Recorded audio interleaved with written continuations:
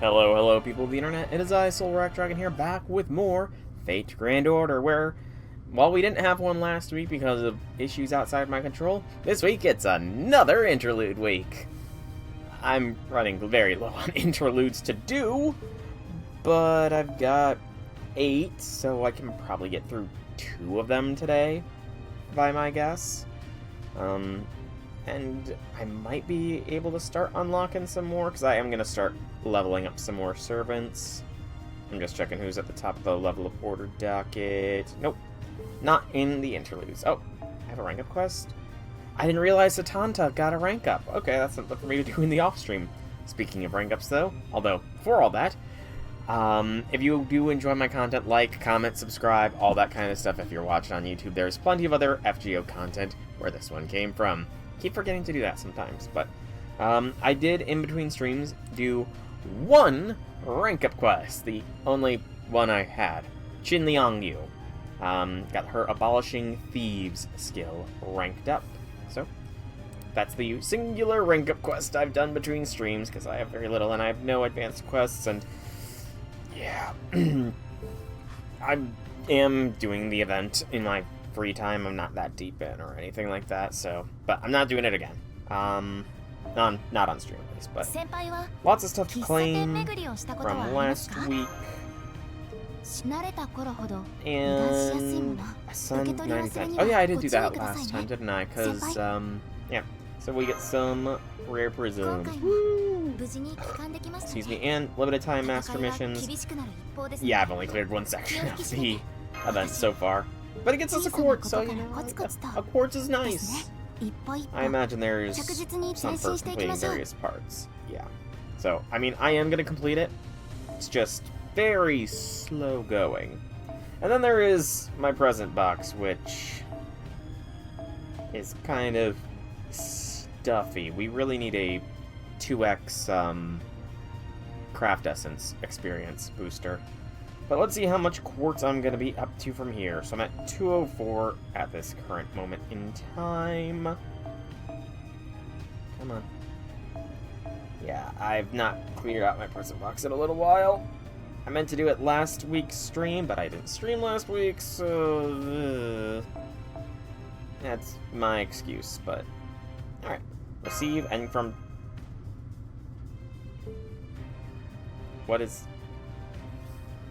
What's...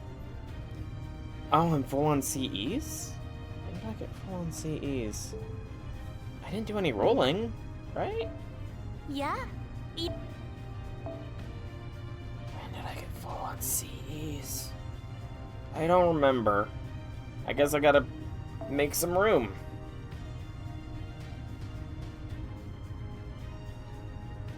I really need to go through my CEs again at some point. We're just gonna really quickly feed Black Grail here so I can have room, because I didn't realize that was full. I think I've got event CEs in my inventory, though. That might be a contributing factor. Alright, that's enough space. Ding. Here we go. And now we can claim the Cradle Song. Woo! But, yeah. So, pretty much today is just gonna be doing 2 interludes. I probably have enough materials to level up the next servant on the level up order docket. And, yeah, that's kind of all there is going to be to today. So, it's probably gonna be a shorter one, but it is what it is. For now, we're gonna jump on in, because I don't think there was any news posts. Yep, just the Grand Order collab summoning campaigns, which don't really need to do. So, to the gate, to the interludes, and it looks like the 2 that we're doing today are Don Quixote and Columbus. Mahoyo is 40% off. I mean, I saw you say that, and I meant to reply or take a look, but I'm lazy and I forgot to do that. But I'll start going on Steam while this loads up. Go with Koyan. Also, just to show off, Rush is probably about less than 30 days away, so less than a month until a rush is Bond 12. H-on here is less than 10 days. I think that is actually close to 8 days off from Bond 12. Zerker is about 6 days off Bond 12, and Base Jolter, she's closer to 10 days off Bond 12. I don't know how they ended up getting staggered as they are, but they did, so yeah. But this is the squad I've been running for literally everything lately, just to farm up that Bond. So we're gonna jump in, see what the Don Quixote interlude is about.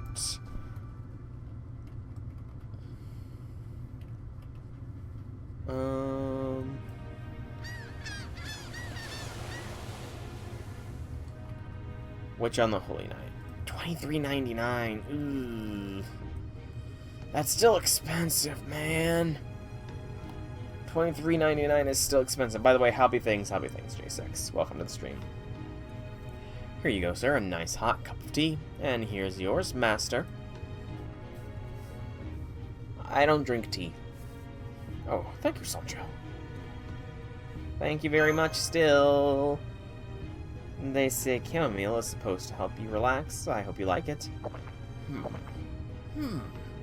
Ah, that's good. This is relaxing, even though I don't drink tea. But I guess, you know, beggars can't be choosers. It's a beautiful day. I'm sure if we were to do our laundry today, it would dry in no time.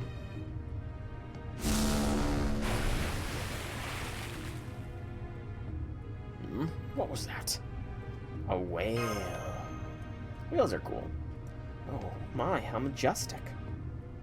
Whales are pretty cool. I prefer dolphins, but you know, gotta respect whales as well. You know, it's so peaceful here, isn't it, Sancho?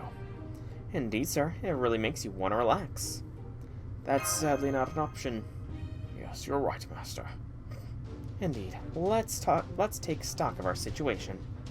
We've reshifted here today to repair a minute singularity. This singularity is in fact centered on this very ship. You and Sir handily defeated its ghost pirates, but just when you were about to make your triumphant return, we received word from Chaldea that they were unable to reshift us back. We haven't been able to reach them since. So now we're enjoying a cup of tea since there's nothing else we can do. Of course, I'm certain Chaldea is aware of the situation. They should contact us soon. You heard our master, so why don't we take this opportunity to relax? You know, rest and relaxation ain't nothing wrong with that. I'll go get something to help with that right now. One moment, please. Here we go. A tarp to lay out on deck, a blanket for a quick catnap, and a light meal to go with your tea.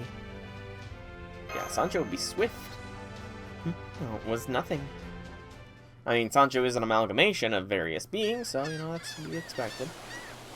2 hours later. What's taking them so long? Good question. It should have only taken them 5 minutes or so to re-establish communications. But it's been 2 hours and we still haven't heard from them. All we can do is wait and remain vigilant. And since we're out in the middle of the sea, there's nothing for us to do for fun. I suspect the unusual nature of the singularity may have something to do with that. Sir, master, perhaps we should go over what happened after we re-shifted? That may give us some sort of clue. Sure, why not? Why not? We ran into the ghost pirates almost immediately after re-shifting here. Indeed, I believe it went something like... Wow, wow, wow, wow, wow, wow, wow. I'm seeing a ton of hostile ghosts near your position. It looks like you're on a ghost ship. What are they trying to say? Don't pay too much attention to what their dead have to say. They sometimes try to lure you to join them. Sancho is right. Technically, all the heroic spirits are dead or technically don't exist yet in the terms of Melt and the Sakuras. So, that's not really sound advice. If they were harmless, we might be able to resolve this peacefully. But since they're already attacking, you have to defend yourselves. Prepare for battle. Understood.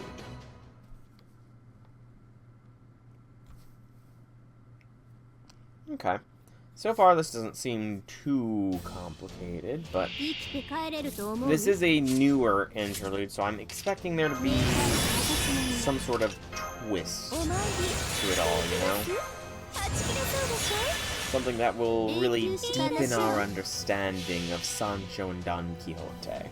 So I'm pretty sure this is even a skill interlude, so that will affect one of his skills. Obviously, that's what a skill interlude is. That's what I think. That's obvious. And I'm being Captain Yawner. Okay, it's a good thing that it's only 7 enemies, so I can still loop-de-loop with this. But, just getting a little kind of antsy for myself, honestly. Been applying to a lot of jobs lately and haven't heard back from any of them. I don't know. It's just kind of nerve-wracking. Because, honestly speaking, I've held 3 jobs in my life. One of them was when I was in high school. I was a referee for the grade schooler, middle schooler basketball league for my local area. For the Catholic ones, to be specific, because that was what I was part of the diocese of my town's thing. Then in college, for the briefest time, I worked janitorial services for the local YMCA, which is essentially just a community center / gym. And then it was 9 years of working in the doctor's office. And the first the referee job was, wait, what did that say? At last. The referee job kind of was a bit of an application, but a lot of people were doing it. Hey, Bantamine Koyan. Nice. Kind of forgot about her getting close. But the other jobs were kind of through connections, so maybe I should see if I've got any connections with family or friends. Be gone, wicked ghosts. We did it. We did it. We did it. Hooray. Indeed. Well done, both of you. It was nothing. Great job, team. As soon as we know the singularity is repaired, we'll get you on your way home. Thanks for all the help.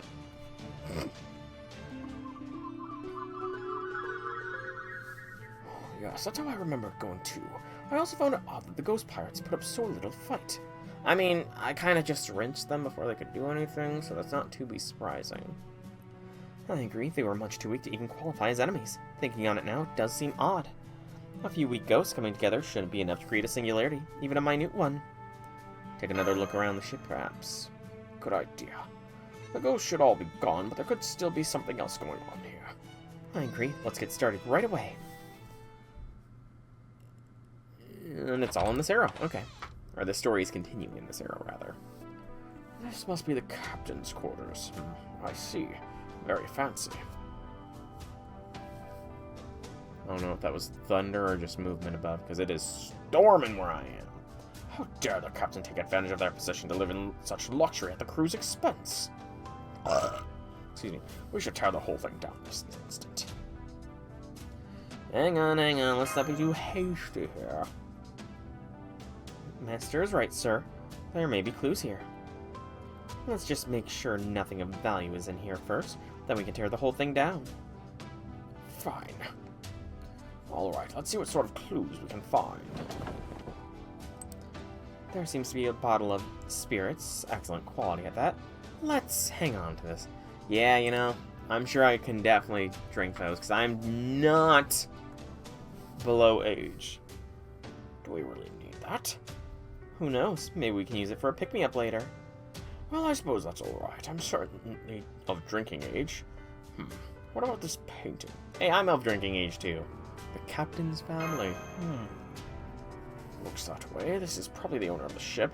And look, there's a signature on the back. Miguel Hernandez de Soto, captain of the Fuente de Esperanza.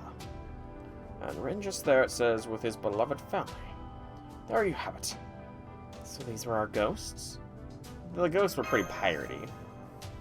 True. What do you think, Sancho? Weak as they were, there's no denying their aggressiveness. And some of them certainly looked as though they used to be pirates. Indeed. I know I can get confused sometimes, but I can still tell pirates from sailors. I just thought of something. Just like that? You inspired me, sir. Seeing you just standing upright is a striking sight. That's not actually much of a compliment, is it? Anyway, what'd you think of? The ship's log. Captain Miguel here seems to be an earnest sort, so I'd bet he was diligent about keeping a log.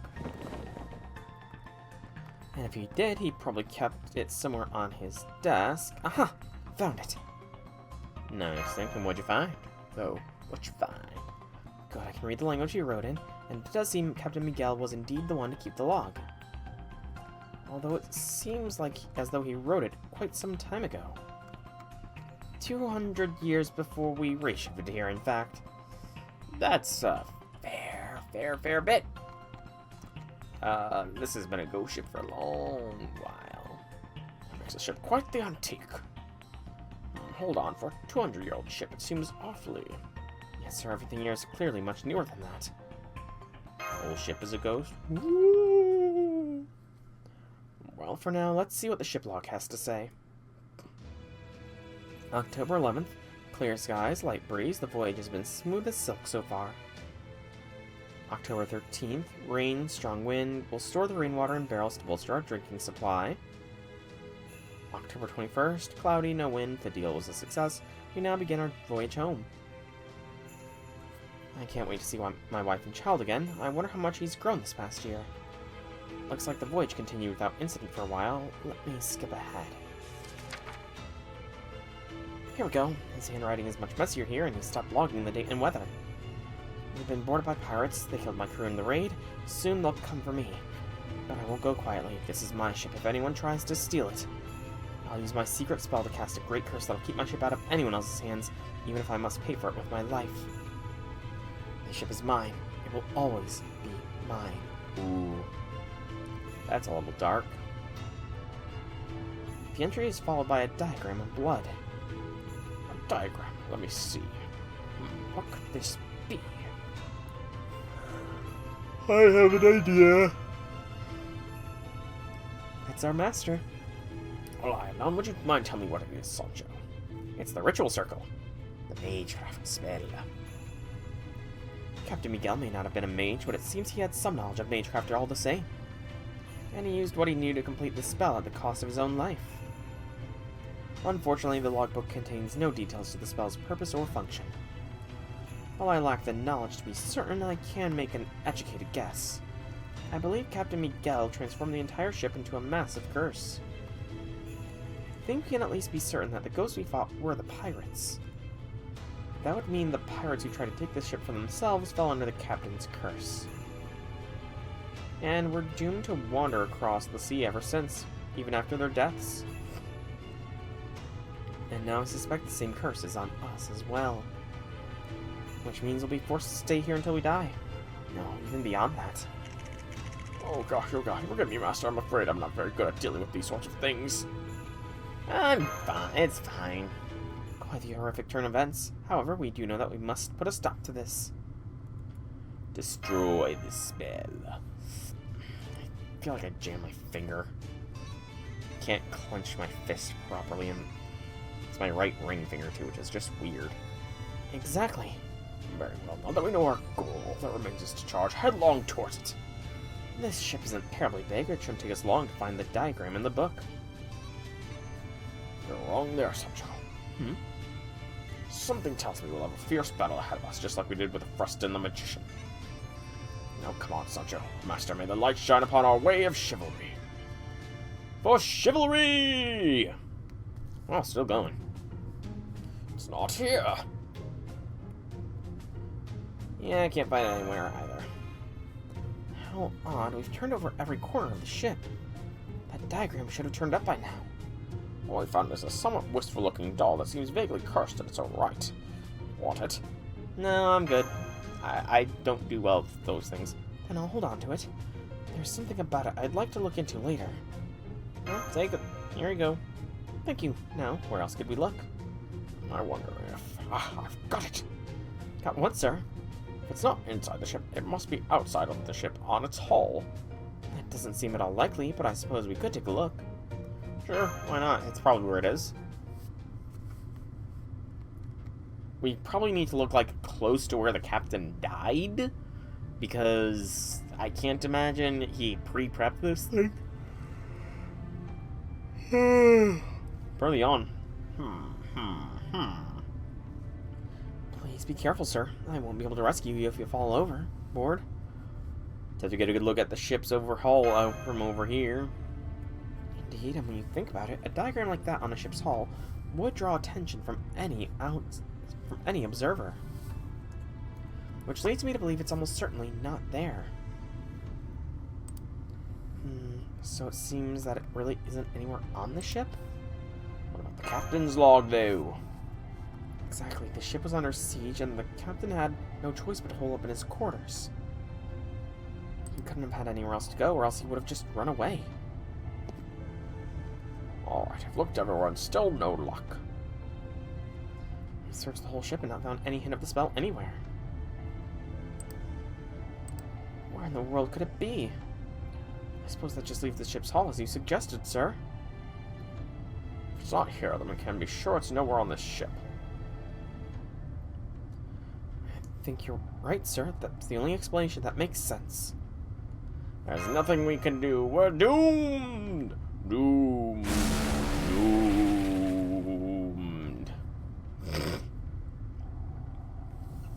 What was that whale we saw earlier? Oh. Sancho? It's the whale. What is it, Sancho? The whale. The diagram is inscribed on the whale. That whale is the linchpin of this whole curse. Oh boy. Oh no, we gotta destroy a whale! No! PETA will be angry at me! PETA's gonna come for me for destroying a whale. Unless we can, you know, safely remove this thing. I don't know. Although PETA is kind of joked upon heavily for going very overboard with a lot of stuff. Hey, Janice, welcome to stream. Happy things. Now that we know what to look for, you can see the whale's been circling this ship the whole time. It never goes away or comes any closer. It has maintained a constant distance. The captain's spell must have bound it to the ship. I did see that. And they look pretty good.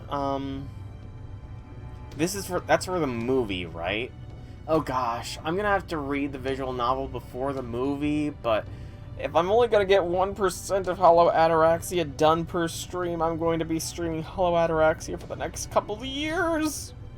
But who knows, maybe we'll get beyond further. But yeah, PETA is very much, I mean, like, I wouldn't even call them political. They are not a word I can really say on Twitch without, you know, getting smacked down or anything.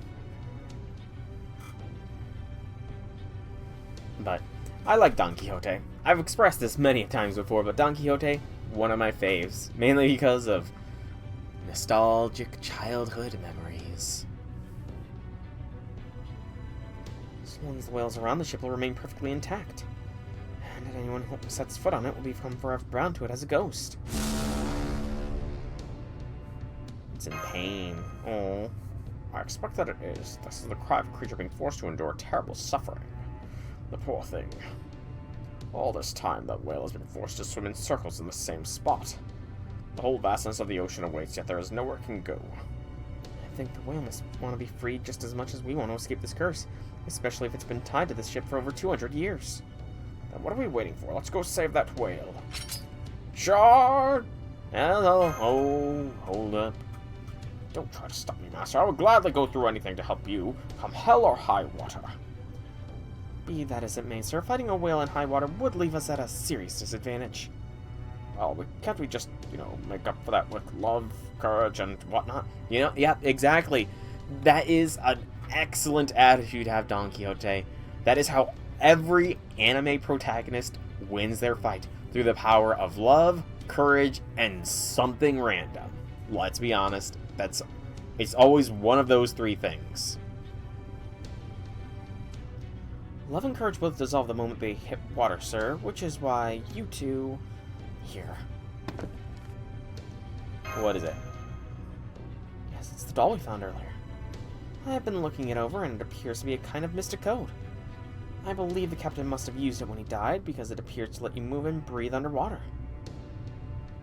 Yeah, why didn't he escape, then? I'm afraid it's not that simple, Master. I don't know how long the Mystic Code's effects last, but this far out in the ocean, I can't imagine it would be long enough for Captain Miguel to have reached land. And even if he had, he would have starved to death before he could. So I suspect its effects only lasted long enough for him to reach the whale. At any rate, I believe our course is clear now. Make our way out to the whale and... Not quite, Master. We're not going to kill it. We're going to destroy the spell. Yay! We're not going to have people onto us. Woo! I'll take a look at that then. Boop.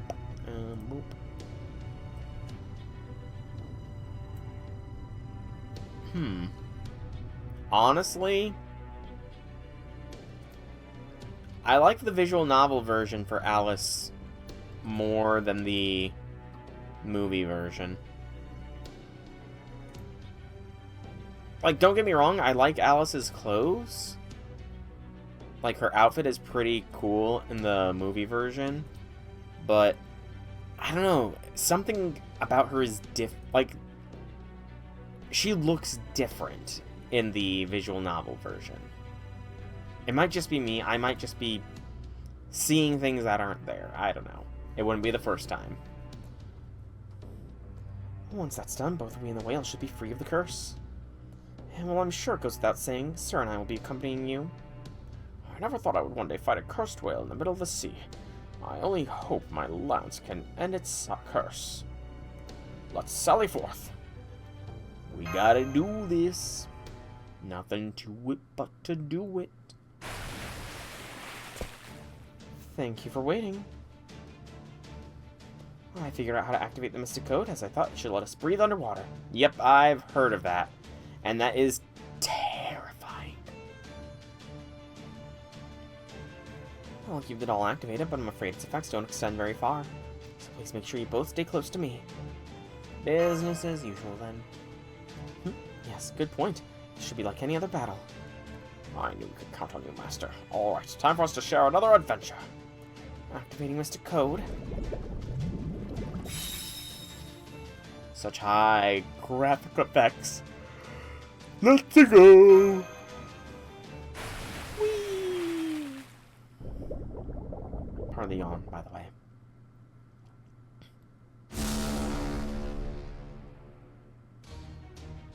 Looks like it's noticed us. Prepare for battle. Nonsense. The two of us are hardened warriors, worth 1,000 men apiece. Together, I, Don Quixote, chivalrous knight, and you, my loyal Sancho, will bring salvation to this cursed whale. Let's do this, then. Yes, Master. Is it going to use the Poseidon sprite, perhaps? Because Poseidon was a mecha whale, technically. No. Oh, that's a lot of health. Huh. Yeah, that's a decent health bar there. Yep, I see it now. I kind of forgot that there was a whale-like creature in the Imaginary Scramble event, so that's my bad. But, yeah, that's quite a lot of health that I'm gonna have to punch through, but it should be fine.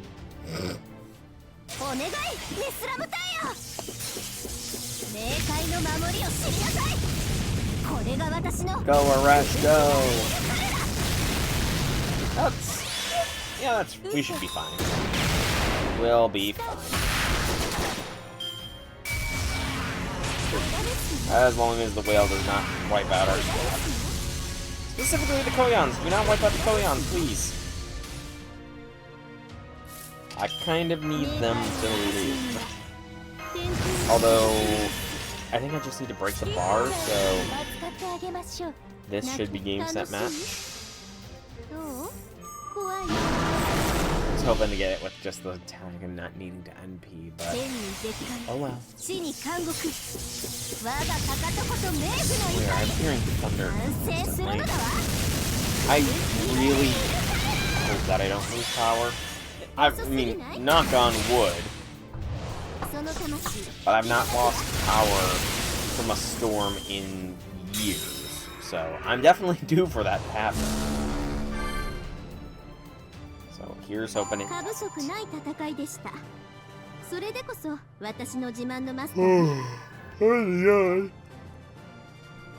Hey, 170 interludes! I didn't even realize. Awesome! Woo! We're getting close to most and all interludes done. Kind of, not really. I don't honestly know how many interlude quest rewards there is.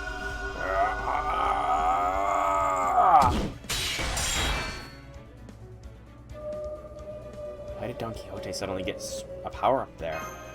Alright. The whale spell's been completely destroyed. And the whale's disappearing along with it. The poor thing must have endured all it could. O whale, ensnared by the deeds of men, farewell. May you rest in peace. We freed the whale. That's a glorious thing to do. There you are. Are you guys okay? Oh, wait. Are you in the ocean? How are you breathing? Never mind that right now. The singularity's repaired, so we're bringing you back immediately. Thanks, Vinci. I mean, it's kind of just been... It's been close to winter-esque conditions where I live for the past month or so. It's only now starting to get into consistent 80-degree weather. Which, thank goodness. J6, I play Pokemon on stream. I think PETA already doesn't like me. And so we vanquished the wicked mage, rescued the whale, and sent it back to the sea from whence it came. Hey, Don Quixote's telling the kids stories. We're so glad the whale was okay. Why? Hold up. Why are they just child? They have names. Did they lose their names or something? Or were they just lazy and didn't want to use the names of Jack, Taisui, Janta, and Nursery? That's how I remember it. We thought it best for them to make the ending a touch more child-friendly. That is very noble, Don Quixote, but you were telling a story to an amalgamation of unborn children that were ended in the womb, or non-born and neglected children. An amalgamation of Con, which, you know, those Con are pretty innocent, but Taisui can go into an older, emo, edgy form. Nursery Rhyme, which is an amalgamation of every nursery rhyme out there, and nursery rhymes can get freaking dark. And Jeanne d'Arc, Alter Santa Lily Lancer, who's kind of probably been through just as much. A lot. Yeah, I guess they are still children, so treat them kindly. That's fair. Well, ladies and gentlemen, I'm afraid that's all we have time for now. However, the day will soon come when I have another thrilling tale of the adventures of Don Quixote for you. Why doesn't Jack have a smiling sprite? Like, all of them had some form of smiles, but Jack just sort of had a neutral expression there. I feel bad about lying to them, but I couldn't stomach the thought of the disappointed looks on their faces if I told them the truth. I wonder if I did the right thing. Is she? Her mouth just sort of has that thin line of a neutral look to me. I think you did, sir. You didn't make a mistake, you know? Again, as has been pointed out to me, they are children in mentality, so it is fair. At least, if it were the Rio version of Nursery Rhyme, then we might have some things to say, but that's the Rio version. That's a relief. Still, when you get right down to it, you could say my whole story is one big lie.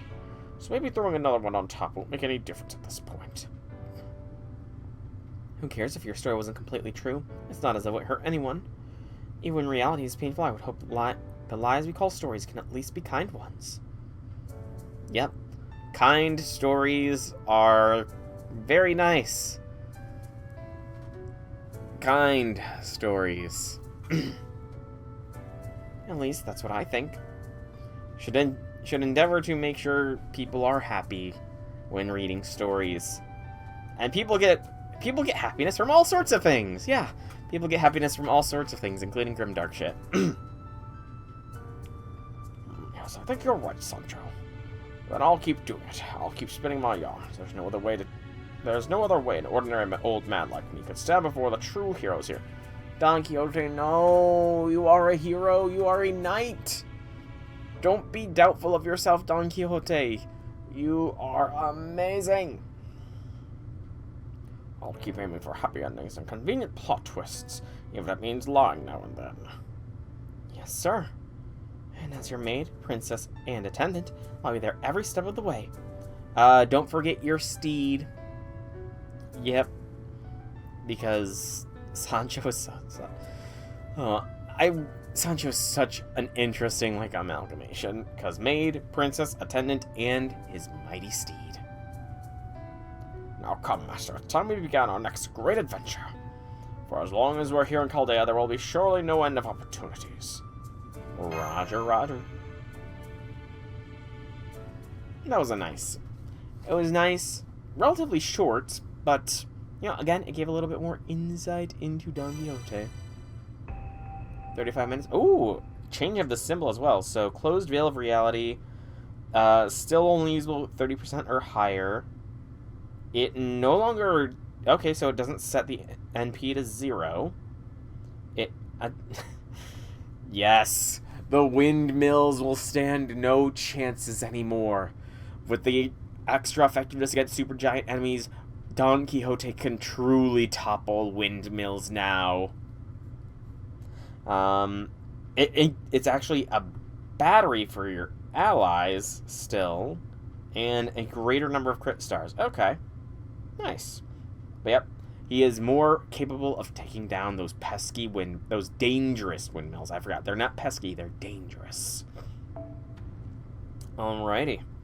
And that did get us another 10 quartz. Oh man, my quartz collection is slowly and steadily rising. I'm at 230 right now. By the end of the month, I'll have another 120, putting us at 350. That's hopefully going to be enough for when Summer Rush comes out in, what, 2-3 months? Yeah, I think like 2 or 3 months until Summer Rush. I should totally have enough quartz by then, right? Right? As long as, you know, whatever, if there's a new event, please, please, please do not have another foreigner servant. That'll drain my reserves again. But next is the Columbus interlude. Whee!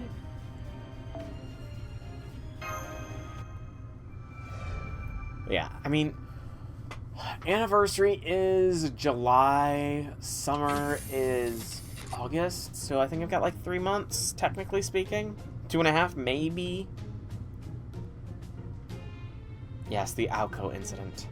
Hey there, master. Mind if I come in? Sure, Columbus. You're totally not up to anything shady.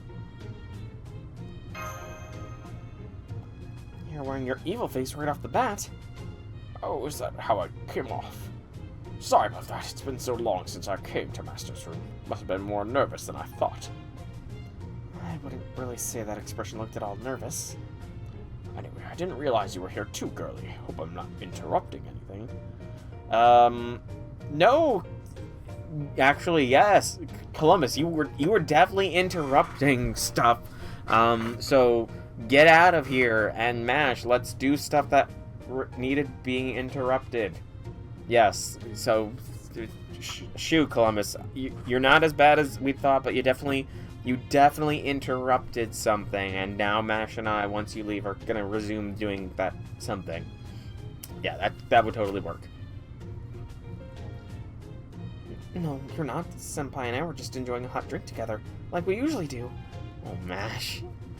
So innocent. Today we're having hot cocoa.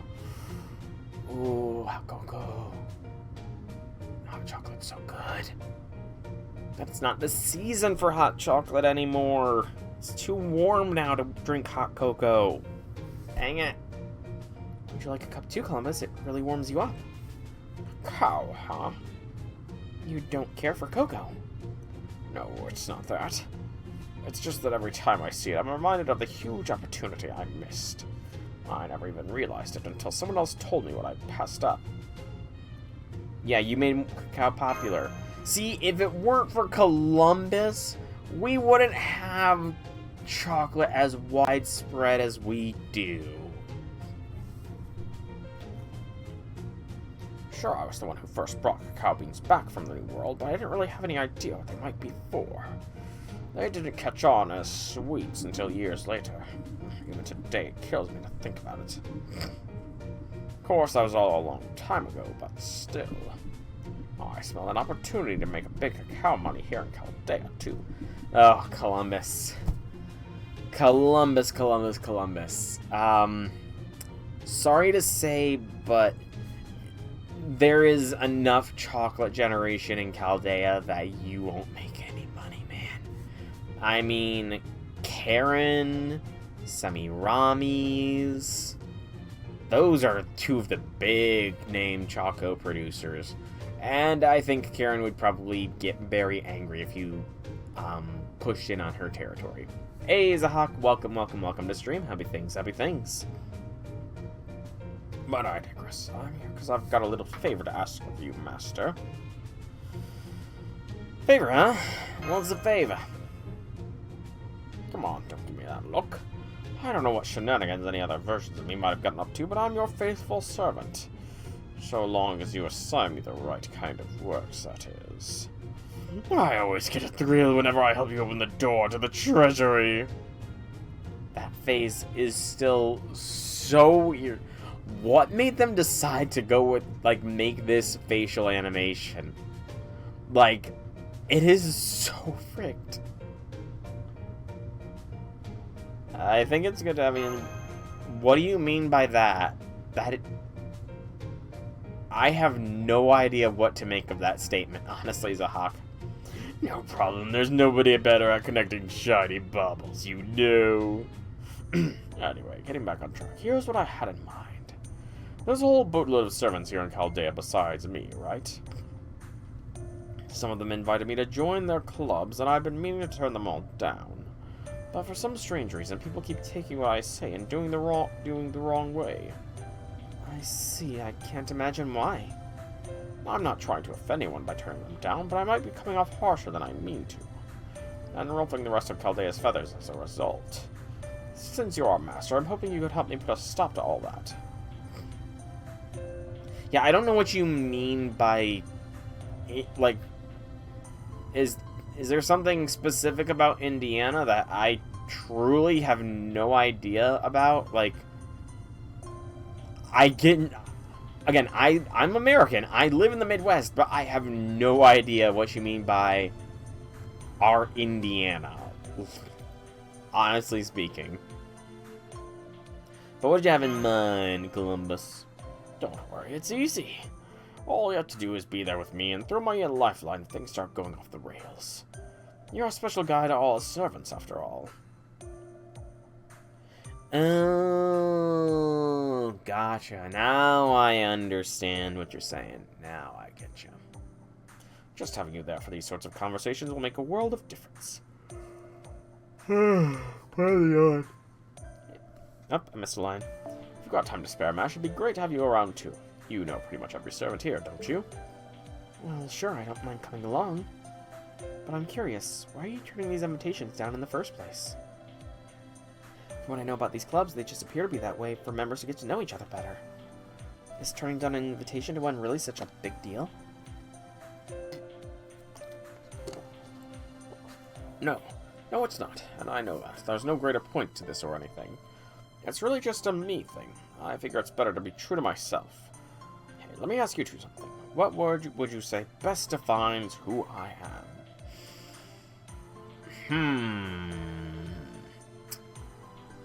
A singular word to distill Chaldea's Christopher Columbus down. A singular word. Scheming.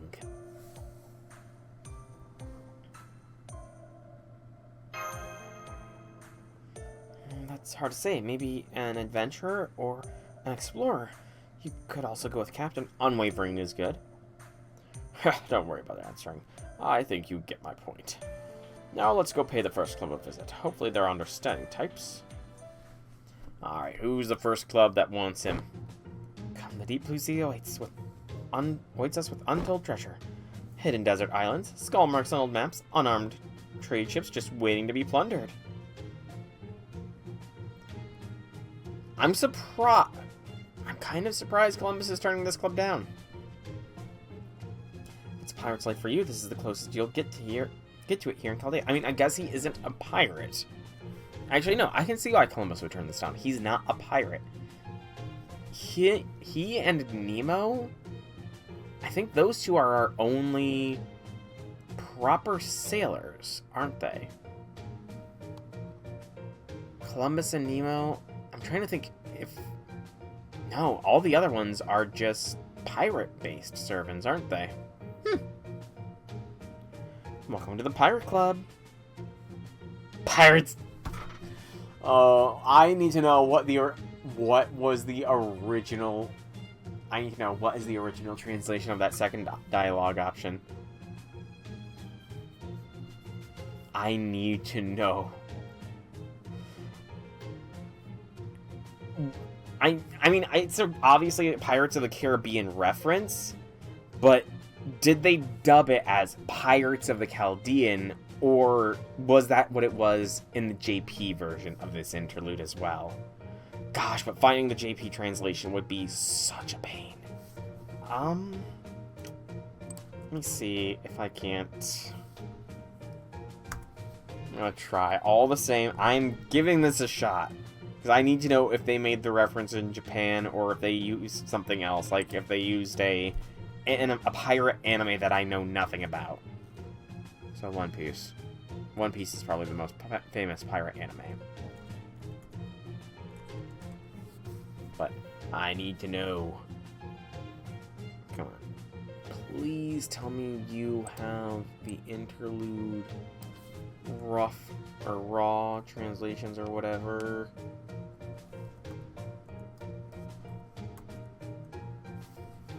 Come on, load up. You can do it. I believe in your laptop. I believe. Don't crash on me. Come on. I'm gonna go with this. I'm gonna continue going while this searches. Pirates of the Chaldean. Hey there, ladies. For the moment, I just wanted to stop by and say thanks for the invite. Is it just the two of you in this club? What about that Brit? Francis Drake, I think. I could have sworn I saw her name on the invitation, too. Of course, Captain Drake's a member. She's just sleeping off a hangover. Sorry to disappoint if you were looking forward to meeting her, but hey, since you're joining, you'll have plenty more chances to meet her. Wait, didn't Captain Drake kick the crap out of the Spanish Armada? Did you actually want to avoid her, not meet her? That would be another... You know what? That's another reason Columbus might not want to be in this, club. Bad memories. No, nothing like that. I don't know how she feels about international relations, but I couldn't care less. Besides, she just handed Espana's asses to them because England's paid her good money for it. It's not as though she sold her soul to the Queen and country or anything. Still, I bet it'd be a lot of fun to join her in drinking the night away. There's no telling what might happen if you get... Okay, Columbus, that's being a bit too creepy. Man. You're doing it again, Columbus. You're being a creep. Could I ask you a question? I'm not at all surprised that you two would want to form a pirate club. But what sort of activities did you have in mind for it? I mean, there's no way to get to the ocean from Chaldea without rate shifting. We know. That's why we wanted to at least carve out a space here where pirates can feel like themselves. Maybe some kind of mock tavern where pirates can swap tales of their voyages over mugs of beer. It wouldn't matter what the tales are about. They could be about foolish mistakes, daring exploits, reliving the good old days.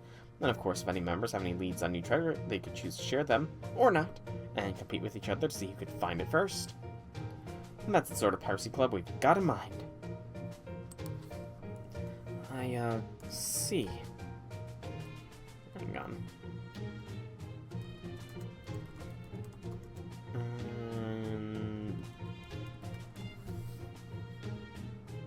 Anyway, thanks for coming, Christopher Columbus. We're happy to have you.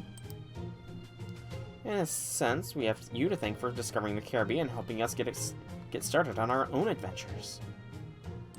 You're like our granddaddy's granddaddy when it comes to the seven seas. We'd love to hear all about your voyages. Well, this is hard for me to say, but I didn't come here to accept. I'm sorry, but I can't join your club. I had Master and Mash come along to help mediate all this. So he says, at least. What? Oh, come on. Besides, what do you even need me for? I'm not the only sailor here. What about, say, Blackbeard? Are you nuts? You blacklisted that perv from day one. He's never, ever getting into this club. Wow. That says a lot. Like, that says a lot about what they feel, how they feel about Blackbeard. Huh. In fact, that might actually be one of the reasons why we want you to join. What do you mean? Well, we're thinking Blackbeard may put his own club together. He might be a super perv, but I guess he's the first-class pirate. He really is ultra pervy, though. From super to ultra. Besides, Chaldea could easily end up summoning other pirates in the future, right? If one of them was that coward Calico Jack Rackham, or Captain Kidd, or... Oh, Mary. Oh, Mary, Mary, Mary, quite contrary. Oh, this was before the Blackbeard redemption. Oh, this is before he became Brobeard. Gotcha, gotcha, gotcha. So this is actually a pretty... This is an older interlude. Good gracious. They might end up siding with Blackbeard, much as saying so kills me. Yes, we need to grab as many capable sailors for our club while we can. Having Captain Drake and Christopher Columbus in our club would absolutely give us the edge of both skill and popularity. In other words, having you two here means the seas of Chaldea would be ours. Well, hang on now. For one thing, you've got the wrong idea about something real fundamental. Are you sure you'd call me a pirate? Because I really wouldn't. What do you mean? You find unexplored islands and plunder them for all they're worth. Of course you're a pirate. Besides, didn't you used to sail on a Corsair when you were young? Pretty piratey, I'd say. I'll give you the bit about the Corsair, yes. But that's exactly why I've got no choice but to spell this out for you now. Unlicensed piracy is, by definition, a criminal act. Yep, that was a good Valentine's, that was. Oh no. Columbus is lawful? Gasp! Actually, you know what? That's not a gasp-worthy statement. Thinking about it, he really is probably a more lawfully aligned servant than we give him credit for. Probably lawful neutral, leaning towards lawful evil, I would say, but still lawful. Huh? That's why I've got to turn you down. I don't want to give people the wrong idea by joining a pirate club when I was never a pirate. Plus, I don't want to be arrested when I didn't do anything wrong. It happened to me before, you know. I wasn't engaging in piracy or anything, but they still tossed me in jail. Even now, I can't help but cry when I think back to how they clapped me in irons. I was just trying everything I could to keep the colonies under control, you know. That's what you're afraid of? Chains? No pirate worth her salt would bat an eye at that. Now what do we do, Anne? I thought Columbus was the granddaddy of all pirates, but it turns out he's a total yellow belly. Really? I'd expect him to be lawful, honestly. I get the sense he's taking some liberties with his story here, but never mind that. I think in this case, the right thing to do here is to give him a proper flogging, true pirate style. I think they call it shock therapy these days. That way, we'll have the Columbus we've been looking for. Maybe then he'll snap out of it and be a pirate granddaddy he's meant to be. Okay, I'm just gonna say it. I hope that I do not have to say that phrase again. Like, that's such a weird phrase. Oh, now you're not. Oh, so you're not gonna let me turn you this down politely, huh? Sheesh.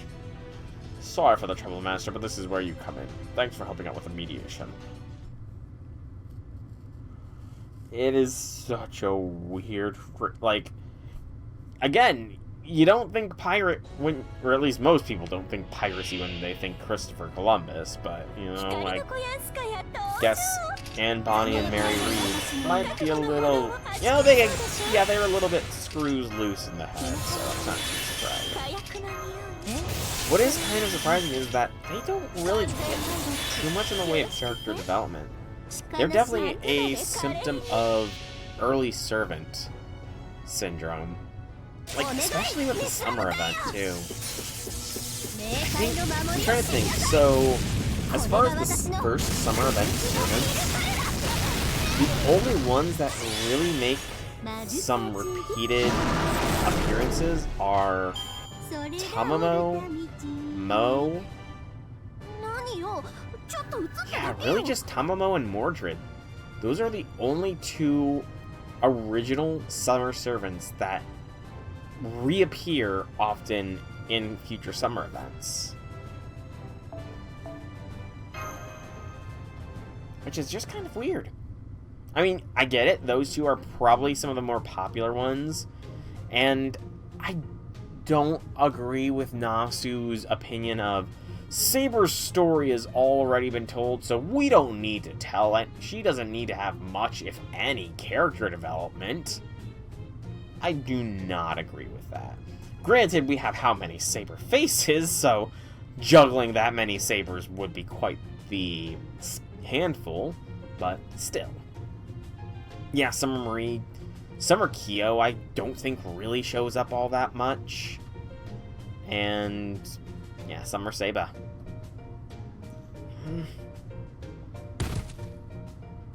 Yes, I'm sure plenty of people do want to screw Saber J6. Exactly.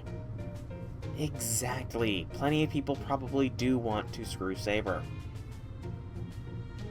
So, I mean, what we really need, though, we need Lulter. We need Summer Lulter. Give Lulter some freaking character development. She is the... she's even worse than base Seba as far as character development. Sorry about that, ladies. Hope you're able to find somewhere a little better for your club. Are you sure about this, Columbus? What else could I do? Like I keep saying, I'm not a pirate. Anyway, that's one invite turned down. Thanks again, Master. Now, alright, let's go see the next club. Unfortunately, I doubt this one will be smooth sailing either. I know. I'm just... You gave me a shot, so I had to take it. Alright, next one up. I had to take the shot that I saw.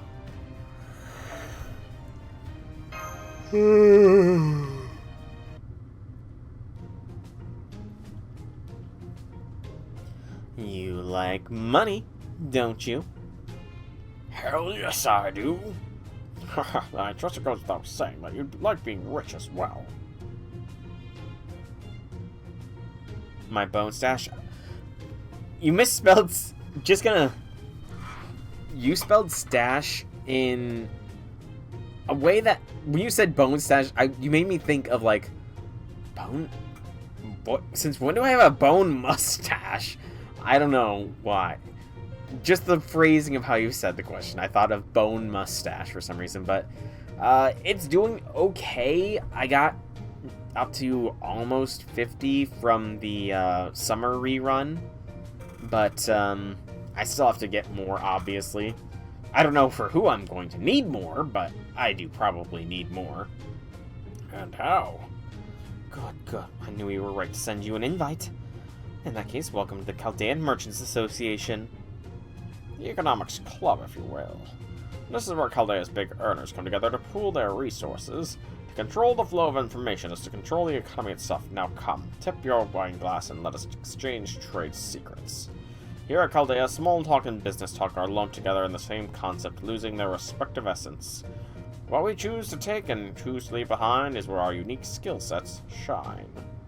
We were of course certain that you would not be troubled by the gears of Chaldea's economy beginning to truly pick up speed. In fact, it is because we believe you are trustworthy enough to help us turn them yourself that you are invited to join us. Oh no! Oh no! That's not good. That is not good. I need to see if there's a bone farming node in this rerun going on right now.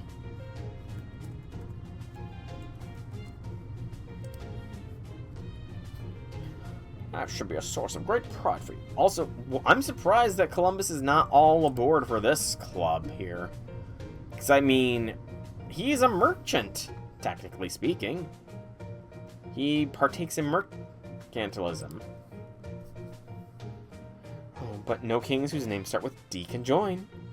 I can't imagine ever forming a positive, mutually beneficial relationship with him. Something about this whole room seems shady.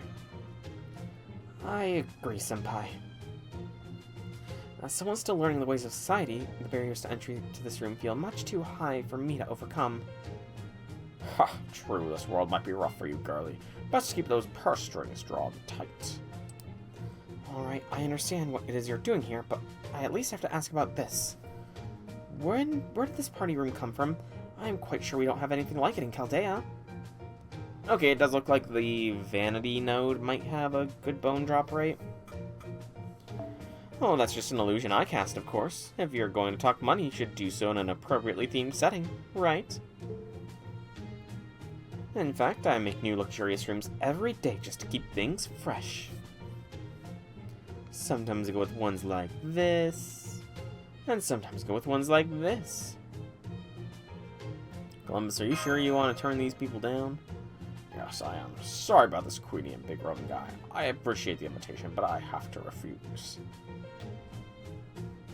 Oh, nope, never mind. The event quest is not better. It is an average of 330.2 AP per drop. Holy... Okay, so... yeah, I guess I'm not farming bones in this event. That is, like, 15x what the free quest AP per D is. The best free quest for bones has a 22 AP per drop. Damn. What? But why? We're trying to be a real, respectable, legitimate merchant society with no backstabbing or cheating whatsoever. In time, we're planning to make a safe and secure place where merchants of all stripes can make buck or 10 without any money laundering, you know. And above all, does the prospect of secret meetings with this beautiful woman not get your blood pumping? Caesar, do we have to call Cleopatra in here? You can tell how serious I am about this endeavor by the lengths I'm willing to go to keep it a secret from my beloved Cleopatra. Caesar, do we need to get Cleopatra in here? Don't get me wrong, I can tell this place has a lot going for it. But the thing is, even though I used to sail on a trade ship and I made plenty of deals in my day, I don't think I'm a merchant either. Columbus, are you gonna go with some I'm just a captain sort of speech here? Is that all you are at the end of the day? A captain? You can be more than one thing, Columbus. Is that all you're concerned about? Come now, no need to worry about titles here. I'm an autocrat myself, not a merchant, though I do have a talent for the latter. That holds just as true for Her Majesty as well. This association about a way of life, it's all about the thrill of financial endeavors pursued by the finer members of society. Exactly, it's about a way of life.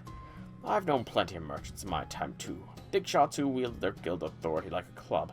Modest peddlers trying to make a living. Con artists who never met a mark they didn't like. Patsies with the best of intentions and not a lick of common sense. So believe me, I know what merchants value better than just about anyone. They want to minimize risk and maximize reward. That's the case for you lot as well, right? Well, basically, yes. Well, that's not me. Maximizing the reward is all that matters to me. I think I'd have made the journey out west if I spent a bunch of time weighing the risks. The only thing I was thinking about was the riches of waiting for me if I could get there. It didn't matter how long it was going to take or what I'd have to sacrifice along the way. I knew the reward would be more than enough to make up for all of that. Or rather, I believed it would. I really never bothered to weigh the expense of the voyage against the gold I'd gain. A merchant would never have set one foot on board a ship before drawing up an estimate. I never made one. That's why I have to refuse your offer.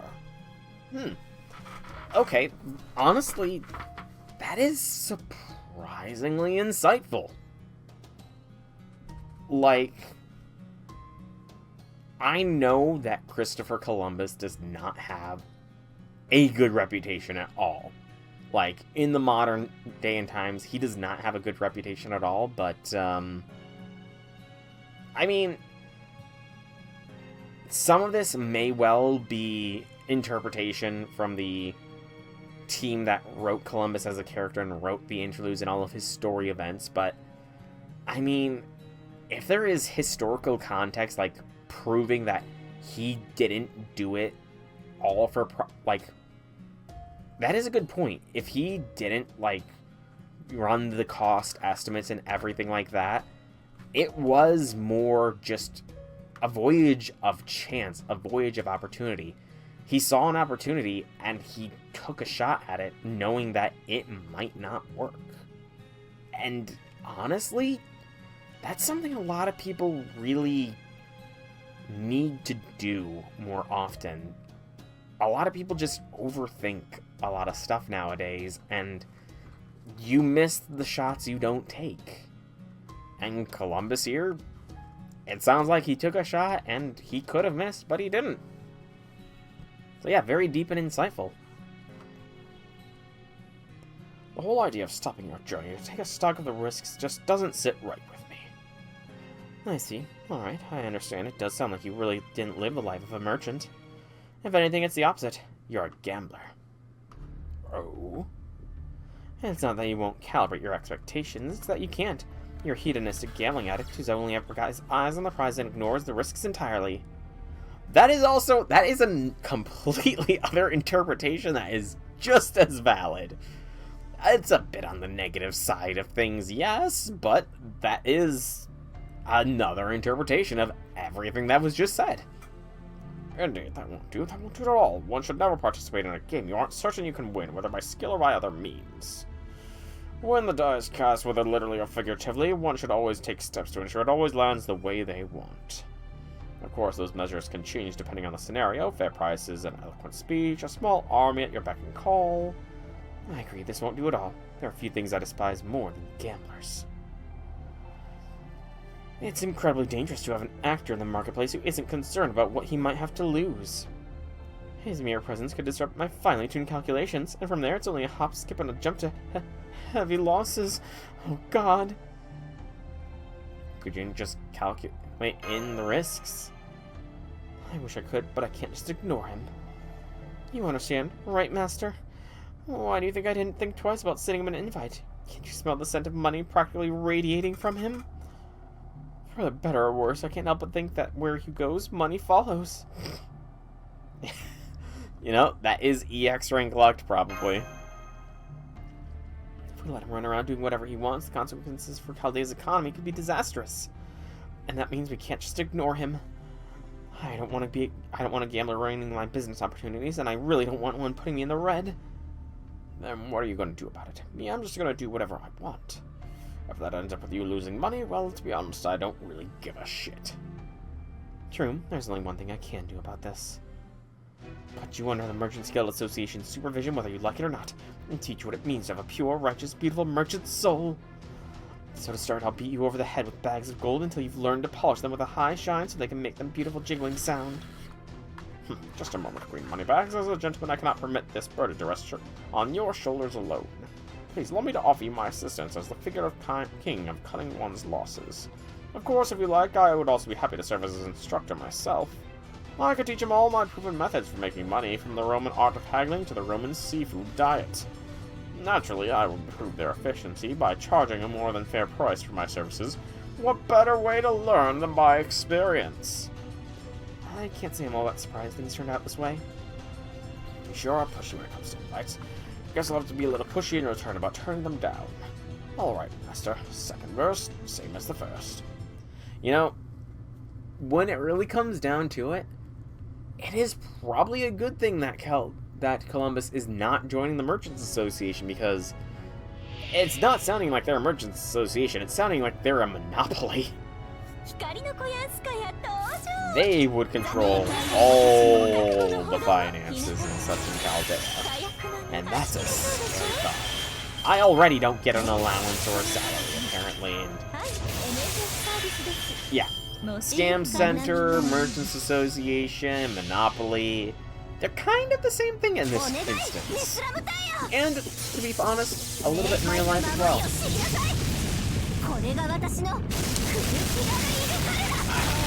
Not that I have any experience with the Merchants Association in real life. Just a lot of things I've heard about. Some of them can be a little scary. You know? Did he just yada yada? What is that? Oh boy. I've got it up because I'm going to be leveling up whoever's at the top of the list in today's stream, so I am raring and ready to go. It's quite possible that one of the oldest SR servants is gonna get ranked up or leveled up today. Possibility is not zero. Excuse me. That was a I'm almost gonna level up myself as well. Oh, Takeru. Well, Drat, perhaps I let the prospect of spending time in secret with the beautiful queen get the better of me. Excuse me. I spent so much time on my alibi to allay Cleopatra's suspicion that I neglected to break the actual invitation. It seems I cast my die prematurely after all. 56. Roger, roger. Oh, right, I almost forgot. I wasn't completely truthful earlier, so let me set the record straight. Sure, I made my way west because I thought it'd make me rich, but that wasn't my only reason. And I gotta admit, it feels a little weird telling you this. Alright, what was the other reason? Well, simply put, I felt like God was telling me to go. Well, that certainly doesn't sound very merchant-like. But then again, maybe in one sense it very much is. I honestly can't tell which. Uh-oh. Alright, only one more to go. I need to clarify that statement there, if Columbus was religious or not. Because I honestly do not know on that one. Nope, I think I accidentally put Robin 1 too high. Oh. Careful. Careful. There we go. Robin is in place. Truth be told, the last club's the only one where I've got no idea why they invited me. I'll do my best to convince them peacefully, but if that falls through, I'll be counting on you to help bail me out again, Master.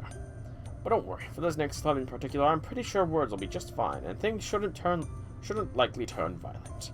Now, these next servants have so little connection to me that I wouldn't be surprised if you ended up turning them down for me. Honestly, I wonder if this invite wasn't just some kind of mistake.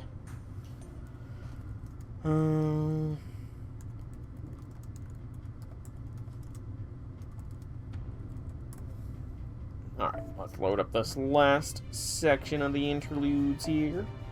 Ba-doop.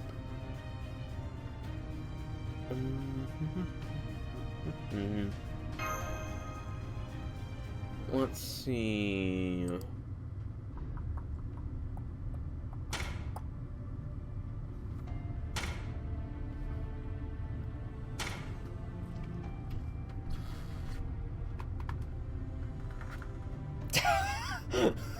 I was gonna say, how the heck are these three connected? Oh. The League of Villains. Chaldean League of Villains. I wouldn't call Blackbeard a villain, but Mephi and Moriarty, yeah. You know, I would say yeah.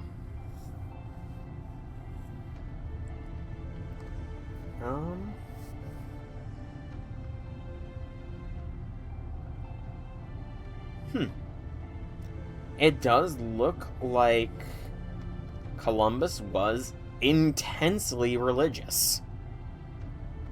Huh. That's surprising. And I mean intensely, like, their means of telling time was every turn of a half an hourglass, they cried, "Blessed be the hour of our Savior's birth, blessed be the Virgin Mary who bore him, and blessed be John who baptized him." Every half an hour. That is... dang. I mean, yeah, it makes sense for his time. It makes sense for his time. Oh, gosh. He was almost made a saint in the 1800s. The only reasons he was never canonized was the fact that he fathered an illegitimate child and there was no proof he ever performed a miracle. Oh my gosh, how different would things be if he had become a saint?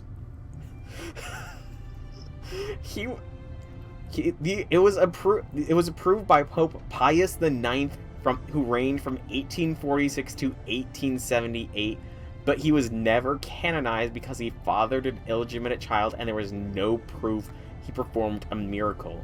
All because he brought the Christian faith to half of the world. Like, wow. That's such a... How would things be different if that happened? Like, that's one of those weird rabbit holes where it's like, what?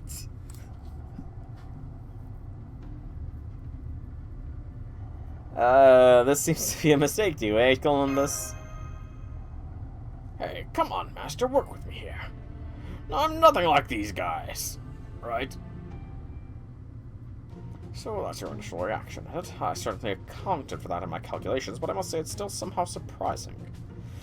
You wound me. All we wanted was a new playmate we were sure to get along with. Damn it, as if I'd ever join any pirate club who would have that old hag as a member. Still, I has a sad, since I won't be able to see the holy zone extending... Nope. I am... Oh, why? I mean, again, this is Blackbeard when he's in his ultra pervy phase, I guess. Before he becomes Brobeard, but I'm not... To each their own. If that's what you like, Blackbeard, to each their own, I suppose. Anyway, I decided to hang out here until Bartholomew and the others show up. Gotta make sure he doesn't soak in that lukewarm bathwater for so long he forgets how to commit a proper crime, after all. The only downside is that my tastes are just not compatible with these plebs here. How can you all be so disinterested in my secret collection? It's the stuff every man dreams about. I don't know what you're talking about either, but nobody should be committing any kind of crime. Yeah, squash this club now before it gets out of hand. Now, just a moment. I believe there's been some sort of misunderstanding. We haven't actually formed a secret society sworn to foment chaos and anarchy. We're merely exercising a bit of fantasy. Fantasy, huh? Everyone has a dream they bask in from time to time, do they not? Things they know to be improbable or infeasible, yet cannot help but yearn for nonetheless. We come here to share those dreams, to imagine what it would take to make them come true, as a sort of mental exercise. Nothing more. Moriarty, I don't remember. Do you have the charisma skill? Because it certainly feels like you are trying to put it on. For us. Does Moriarty have charisma? It's a surprisingly effective form of stress relief. Even we villains need a safe space where we can relax and be ourselves, after all. He does have charisma! I knew it! Good guy types are always suspicious of us, even if we haven't done anything wrong. Really makes it hard to girl watch in the cafeteria. I can't even remember the last time I grabbed a cup of tea there. The best I managed to do is rig the soda machine to serve only the Blackbeard special, coffee mixed with orange juice. You know, I'm honestly not surprised that would be the Blackbeard special. Because, I mean, scurvy was a very common thing to worry about on the high seas. Orange juice has plenty of vitamin C, which counteracts scurvy. Yeah, I can see that. So, you know what? The Blackbeard special is not that evil of a thing. it's kind of wholesome that he's concerned about everybody else getting scurvy. See, this is a small sprinkling of bro beard here. Mind you, I have no idea how coffee mixed with orange juice would even taste. So... Personally, I'm not used to so many people pretending not to see me that it's a thrill when they do. Go on, look at me. No, on second thought, please don't. No, wait! On third thought, please do. What's that? You want to look at me even more? You can't take your eyes off me for a moment. In that case, why don't I hold open your eyes for you? That way they'll never come off of me. Maybe that might be too chaotic even for me to account for him in my calculations, but he's welcome here nonetheless. Diversity is crucial for the health of any organization, after all. I've sent out an invite to Henry, Edward as well, but I'm afraid he has yet to respond. He may have just thrown it away, or some busybody may have torn it up before he saw it. I tell you, it's too much for this aging man's heart. Henry.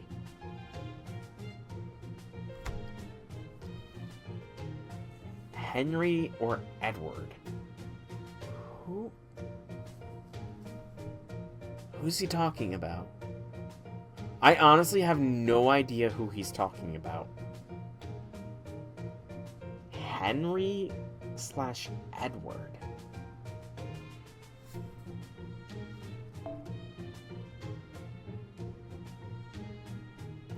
Henry / Edward. There's no... I don't think there's a servant called Edward in Chaldea.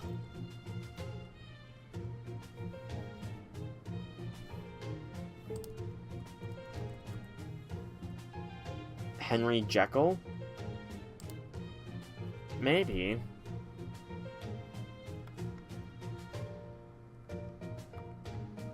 Yeah, Edward gets Blackbeard when I search up him. So Edward gets Blackbeard, Blackbeard. Henry Jekyll and Hyde. I mean, yeah, Henry Jekyll is a thing. Oh, yep, there it is. So Henry Jekyll and Hyde, aka double entities, if the fandom thing would stop popping up with ads. Jekyll, Hyde, Dr. Jekyll and Mr. Hyde, or Edward Hyde. That's what it is. Good call, J6. Good call. At any rate, this is the sort of broad-minded playland we're attempting to build here. Join us and let us all enjoy ourselves together. Alright, I get what it is you're all doing here, but I still can't join your club. And why is that, if you don't mind my asking? Do you even have to ask? Because honestly, as of right now, I don't think of the person I am today as a villain. Oh ho, what a fascinating assertion. Oh, talking about dropping a bombshell. Seriously? You're really serial right now. I only ever sailed the Caribbean, but even I heard some pretty bad stories about the things he's done. I know what you're getting at. You're talking about what happened after my big voyage, right? But everything I did was completely normal. And I do mean everything. If I thought it was okay to do something, I did it. If I thought it was wrong, then I didn't. I made my men do what I thought was okay, and I punished them if they did something bad. That's all there was to it. I never bothered thinking about whether our actions were good or evil. No, that's not quite right. I didn't bother bringing along anything to measure what's good and what's evil. Getting ready for the voyage out west was hard enough without packing things we didn't need. He has more to say. Senpai? I see. Something to measure good and evil, eh? Yes, I can certainly understand that, so that's why you don't think of yourself as evil. However, I feel your explanation is lacking in one particular respect. And whether this is intentional or accidental omission is of a particular relevance. What are you talking about? Very well, then I'll get straight to the point. Unlike a certain great detective I could name, I have no interest in beating around the bush. You are very clear that as of this moment you do not think of the person you are now as a villain. So then, obviously, the obvious question is, as of right now, how do you see the man you were in the past? Hard to say, I don't have any weird way to measure that, either. Now, be honest, if you need some way to measure your own goodness or evil, you have one right here, don't you? Why, yes he does, a young, fresh, perfectly ordinary meat sack. What's that? I'm afraid I don't know what you're talking about. You clearly have no trouble lying through your teeth. Not really a trait one typically finds among those inclined toward good. It would be a shame to let you go. Are you sure you want to reconsider joining us? Sorry, but my answer is still no. If you don't like it, go ahead and try to change my mind for me. No, I do so love drugging one who thinks himself good down the path of evil. And would you look at that? I just so happen to have some truth serum bombs to make him confess how evil he really is right here. I haven't been following most of the time, but really, the gist is that you're like me, aren't you? You'll kill anyone who looks at you funny and be done with it. I could always use a new crew member, especially a skilled sailor with similar tastes. After all, you never know when someone's going to challenge you to a duel, so you can't talk your way out of. Shaking my head, I plan to be the last one standing. So get over here and show us what you're really made of. Got regrets about how you lived your life? Save them for your deathbed. I mean, to be fair, most people don't think of what they're doing as evil. Like, I remember reading it in a book. I don't remember what story it was, but years ago I read a story and one of the mentors for the hero, I think it was, pointed out how the villain probably doesn't see what they're doing as evil. It's a very rare person to properly acknowledge that what they're doing is evil. Most people see things through their own unique lens and see their actions as good. It's why we're humans. We are complicated as heck. If you acknowledge that you're doing evil, then, you know, you are probably very insightful, and it probably says a lot about your moral compass that you have no issues with doing things that are evil. But it's very rare to truly find somebody that acknowledges that they are doing evil. Exactly, most villains and their stories do not consider their actions as evil. Some might think of their actions as selfish, but very rarely is... And really, I would say that the only ones that truly see themselves as doing evil are chaotic evil people, essentially.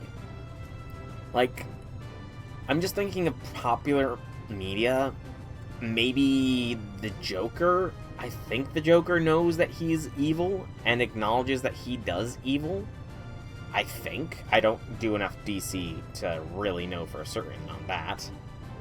But, yeah, most popular villains don't see themselves as doing evil deeds. They all have justifiable means in their minds. It's justifiable, at least. So, yeah, I mean,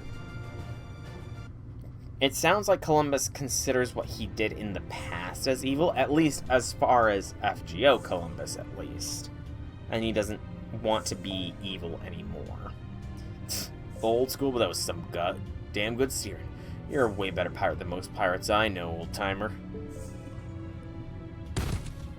Does this mean the evil defeated by evil was the true evil all along? It seems I've unexpectedly become something of a fiery mood maker. I do hope you'll call on me again. The key difference between you and me, Columbus, is that I was made to be evil, and you were labeled evil by others. But in both our cases, the question is, who decided we were evil? For you, I imagine that's the means of measuring you spoke of. I was hoping to determine whether you still follow your original time period's sense of morality, or whether you've come to adopt a more modern ones. But I think that can wait for another time, and I'm quite certain there will eventually be such a time. Good God, university person. Oh, Moriarty definitely has that look. Sure do like to yammer on, don't they? Yeah, I do think Columbus... The Columbus in our Chaldea definitely does not come across as evil. He definitely does not. He's greedy as heck, but you can't necessarily call that evil. You know? And he acknowledges that what he did in the past might not be a good thing, but that is the past. I'm pretty sure they did. I'm pretty sure that the oldest university was founded when the Aztec Empire still existed.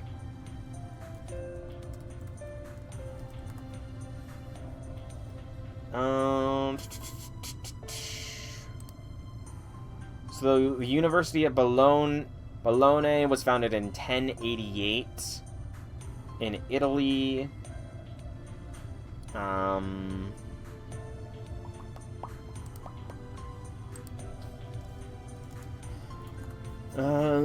In Spain, there is the University of Salamanca, founded in 1218. And if we go England, Oxford University has existed since 1096, with Cambridge having existed since 1209. So,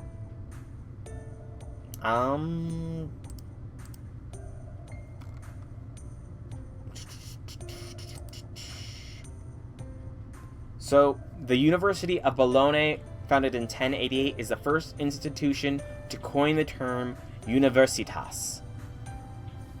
So, technically, yes. Universitas is what university was, and that was founded in 1088, so, yeah, he would know. Might have gotten a little rough at times, but at least all those invites are good and declined now. Appreciate all your help, Master. I don't know, I'm not sure this will really be the end of it. I think I deserve some payment for my services. Payment, huh? What is it to you? Fine, I guess I can't turn you down now. How much do you want? I want you to answer the question he put to you. Oh, you mean when he first asked what I thought he was? Well, since you've stuck with me this far, I guess it wouldn't be fair to fudge any longer. Alright, this'll be your payment then. Though I've got to say, it's a little embarrassing talking about myself like this. If you want to know what I think I am, well, I'm afraid all I can say is this. I am myself. I'm the man most people know as Christopher Columbus. Back when I was younger, I went by Cristoforo Colombo, and in España, I'm known as Cristobal Colón. That's not what I mean, and you know it. Well, I had to try it, but if you're not satisfied with that, I'll keep going. Yeah, I mean, you know, I gotta give him respect, though. I gotta give him respect, because I can respect a smartass. Given my current position, it might be easier to think about why I was summoned as a servant. Was it because I'm a sailor, a merchant, a villain? Of course not. Hell, I just turned down invites for all those clubs because I didn't want to be pigeonholed into any of those particular categories. So then, why was I summoned as a servant? I think it's because I made my dream come true. I think it's because I proved to the whole world that as long as you never give up, you can make your dream a reality, no matter what that dream may be. Still, if we're talking about your servant status, well, you are technically a writer, right? So while you may not be a pirate, I still can't help but think the sailor part must be pretty relevant, since it involves riveting a ship. Now we're talking things literally, are we? Well, if you want to think about that in terms of writing, you could say that I never disembarked from my dream. Ooh. Philosophical. Oh gosh. Writers don't need to actually ride things anymore. They can ride concepts.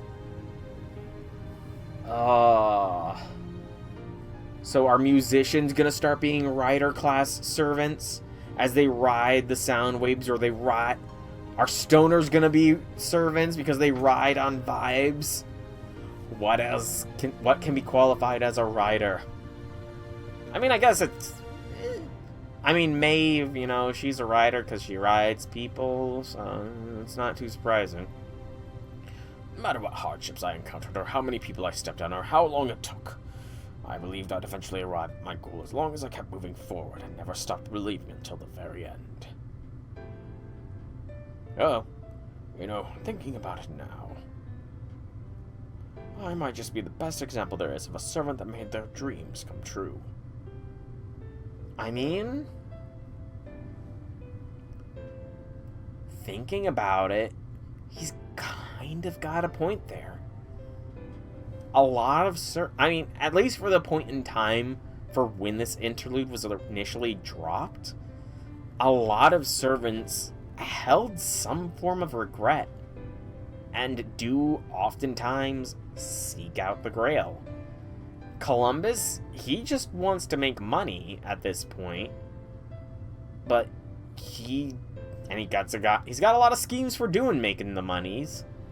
But beyond making money, like, that's not something you become a heroic spirit for. He's a heroic spirit because he wants to help save humanity, which is respectable. I see, that's certainly one way of looking at it. Oh, and while we're on this subject, let me make one more thing clear about the role I have to play. Like I just said, the only thing I've got going for me is my ability to follow my dreams. But you know, my dream from when I was still alive already came true. I don't need to discover the new world all over again. So then what dream should I pursue now that I'm a servant? What do I set my sights on and chase after with all I've got? Well, I think the answer to that question, the thing that gives dream-chasing servants something worth chasing, is probably you, Master. Oh? Of course, I still have a mind and will of my own. I'll still go after any easy money there is to be made, go wherever I want and do whatever I want. But all that said, if you point me towards something that can match discovering the new world, and if I can think of it as my own dream, then I'll do whatever it takes to get there. Guaranteed. So long as you're on board my ship, I'll make sure you get there too. I don't care if it involves restoring humanity, achieving world peace, or even conquering the world. The only thing I've got going for me is my tenacity. As for what I use it for, well, that's up to you. It doesn't matter what anyone else thinks about the end result. Good, bad, it's all the same to me. All I care about is following my dream until it becomes reality. Damn. You know, honestly, this is some amazing characterization for Columbus. It really does go to show that he was almost kind of Flanderized. No, he wasn't even Flanderized initially. Like, when we initially met Columbus, he had amnesia, and he was trustworthy for a time, but then he got greedy.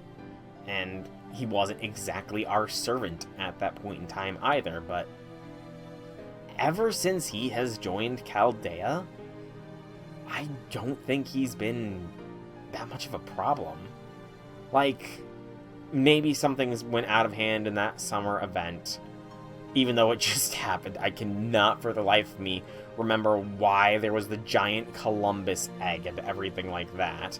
It was Columbus Lily, wasn't it? Yeah, it was younger Columbus that was responsible for all that. That wasn't our Columbus, but yeah, Columbus, he's a pretty good guy as a heroic spirit, all things considered. It was because of Doman. Okay, so Doman. That's not too surprising, but yeah. I mean, you know, and considering how religious he was, I feel like if there were some kind of situation where he was summoned as a heroic spirit, or if he had any way of seeing what the modern world is like and how he's perceived, I kind of get the feeling that, much like this interpretation, he might accept that, you know, he did evil deeds in the past. He might accept it, and he might try to repent, you know? And in a way, I kind of get the feeling like this Columbus in our Chaldea realizes he did bad in the past, but he doesn't see himself as doing bad in the present. He does not see himself as a villain anymore, because his dream is to help us with whatever worthy dream we have. And like he said, if we want to conquer the world, he'd be riding right there alongside us. If we want to save the world, he'll be riding right there alongside of us. I truly think he is like... I don't agree with his alignment being neutral evil.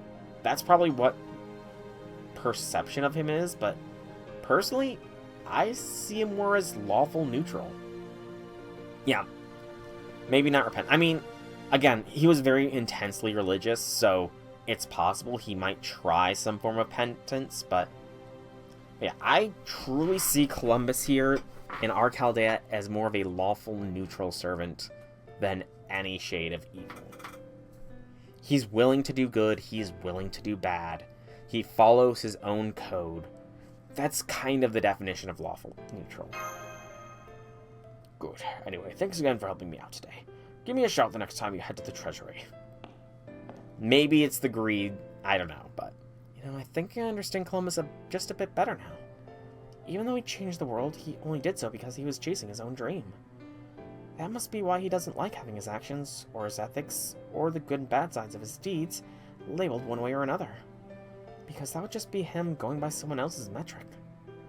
The only things he's concerned with are his own dreams and desires, as determined by his own way of thinking. So if we can come up with a good dream for him, one that lines up with our own goals, then I think he might just end up being a tremendously capable ally. On the other hand, if we show him the wrong sort of dream by mistake, he'll probably end up doing things that most would describe as evil. We need to be careful. I mean, and in a way, we are kind of in the same boat. Like, it could be argued that we are doing evil and immoral acts in our pursuit of restoring humanity. There is a very good reason why we qualify to be an Avenger, after all. Welcome, what can I do for you this fine day? I've been thinking about what you said the other day, and I've decided to join your club after all. Here's my registration form. I figured if I'm going to join any club around here, this one looks like the best fit. Of course, I already went and declined while Master was present, plus the other clubs I turned down. So I'd appreciate if you kept my membership here just between us. By all means, this is precisely the outcome I expected, but as a matter of interest, and do be straight with me about this, you're doing the same thing with the Pirate Club at the Merchants Association as well, aren't you? I trust you fed them the same line, and similarly asked them to keep your membership a secret. Wasn't that obvious? If only I had a smart guy like you on my crew instead of pins on a Bartolomeo. Still, I didn't technically lie to Master and Mash, you know. I am me. It's not accurate to say that I'm just a pirate or a merchant or even just a villain. But if you're gonna say I'm all of them, well, that's fine with me. Accurate, that's for sure. So if you're that smart, Professor, do you also know how I went to all the trouble of getting Master involved in making a show of turning you all down? Of course, the answer couldn't be simpler. To gain all you could personally from the membership to each club as well as possible. After all, you only act to satisfy your own personal desires. You brought Master along to spread the belief through Chaldea that you would not be joining any of the servants' clubs. Then when you went to a club and said you would make an exception just for them, you would be assured of special position, a shadow member, if you will. In doing so, you'll be able to gain insider knowledge while staying out of the spotlight. Naturally, there are many merits to such an approach, but one you can act with greater impunity, knowing that you will be safe even should the club go south. So now you know all that, and you're still willing to let me join. Because if you are, you should know that I'm still planning to hide in the shadows and suck up all the juiciest bits for myself. That's quite alright with me. If that's how you want to play, I can think of any number of ways to make use of you. You got guts telling a guy you're gonna make use of him right to his face. I think you and I are gonna get along just fine. Pleasure to join your club, criminal gentleman. The pleasure's all mine. After all, you achieved tremendous success and changed the world itself merely by following your own selfish dreams and desires. As far as I'm concerned, that's a world-class criminal accomplishment. I dare say I'd rather envious.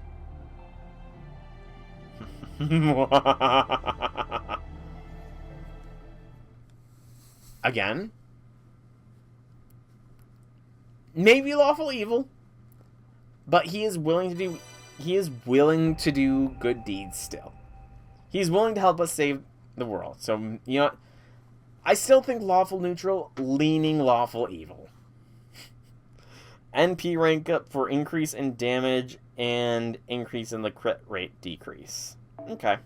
And his profile's been updated. Whee! His obvious wish would be for riches and pleasure. He treats his master with a partner with his unending quest for wealth. Master lets him make money and makes him feel good as a good master. A master who is a stickler for morals and justice is a bad master. Should he ever be summoned in Chaldea, money would be the least of his worries, since human history is on the verge of annihilation, so he would begrudgingly cooperate. Since his motivations and actions are based almost entirely on profit and loss, he understands that rebelling would do no good, but should that ever be an opportunity, he will try to fulfill his desires. So yeah, I think lawful neutral, leaning lawful evil. Yeah, it's that old adage, I don't want to destroy the world, the world's where all my stuff is, or I can't rule the world if the world's been destroyed. That will damage, but that's going to be all the interludes I do for today. Before I end the stream, though, I am going to be leveling up the next servant on the docket, which is Summer Ishtar, who I do believe is already maximum VOD. So I'm going to withdraw some embers here. Excuse me. We'll withdraw this 100. There we go. Yes, that did. I mean, it was one node longer, so it's not super surprising at the same time, but still, it was an enjoyable one. I do think that even though Columbus went behind our backs to join all these other clubs, he still was being honest with us at the end there. At least that's my perception of it. He was still honest with us about how he does not see himself as those things. He does not judge himself on those standards. Like he said, all those clubs invited him because they thought he was one of them. And who was he to deny what people thought of him? So I think I will revise my statement. If Columbus did somehow come to the modern world, he would accept that people think that what he did was bad, but he, even then, might not regret what he did. Alright, let's start getting Summer Ishtar up there. I have no idea what kind of materials she's gonna cost as far as the skills. Of course I'm not gonna change. I feel you, but hold it down, okay? Excel turn for evasion and crit strength for 1 turn. Such exciting skills. Yeah, overall, I think this was a good pair of interludes to do. And in fact, they both kind of were on the topics of dreams in a way. Like, Don Quixote's was a little bit of embellishment of a story, which was kind of his whole thing. And Columbus was more about just following his dreams and desires. So, they were kind of linked, in a way. I'm satisfied with doing theirs today. But, man, we need a new event, because I'm almost out of interludes. I've got 6 left. Mind you, some of them might unlock more interludes, but still, I got 6. I've increased my capacity. We've still got a long ways ahead, so don't cut corners. Know that both women and machines are very delicate. I'm pretty sure that is... I feel like that's a line I've heard elsewhere. And it was played off as, you better be careful with how you're going to continue that saying. And the character that started saying something along those lines was, I feel like I've made a mistake, so I'm going to stop here before I dig myself into a hole. 1,800 level ups for riders total. Woot. And she's slowly and steadily getting up there. Horse and jump.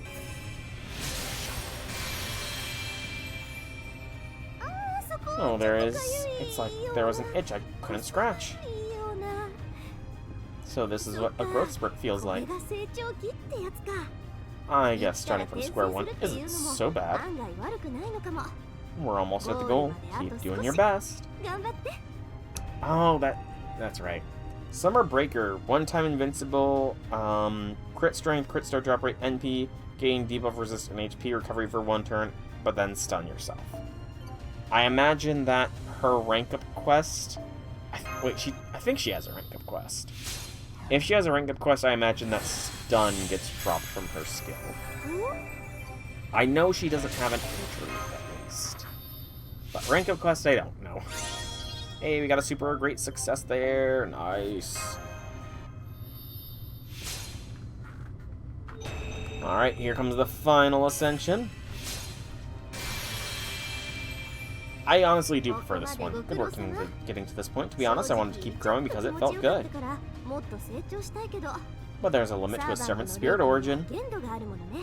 Thank you for a wonderful trip so far. I have a bigger objective since becoming a rider, but I'll still tag along with you. So, want to enjoy a thrilling summer with me? Rare Prism gained. Woo!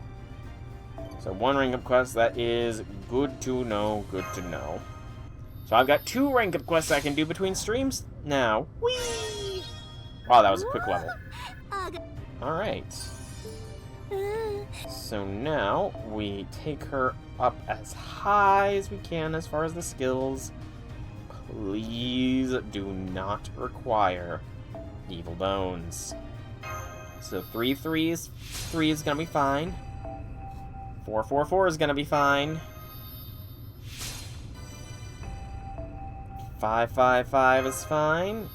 Shells are a little low. Okay, yep, 6, 6, 6 will be fine.